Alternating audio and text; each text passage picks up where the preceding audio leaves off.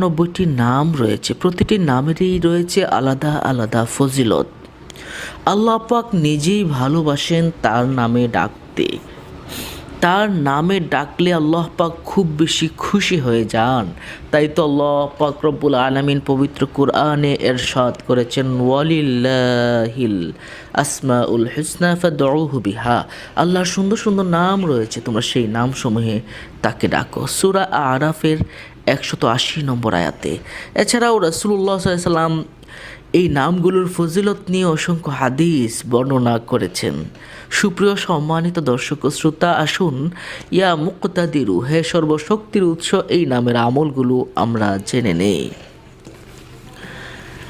ইয়া মুক্তাদিরু, সকালবেলায় ঘুম থেকে জাগ্রত হয়ে চক্ষু বন্ধ করে এ পবিত্র গুণবাচক নামটি যদি 21 বার পাঠ করে, তাহলে কার্যদক্ষতা বৃদ্ধি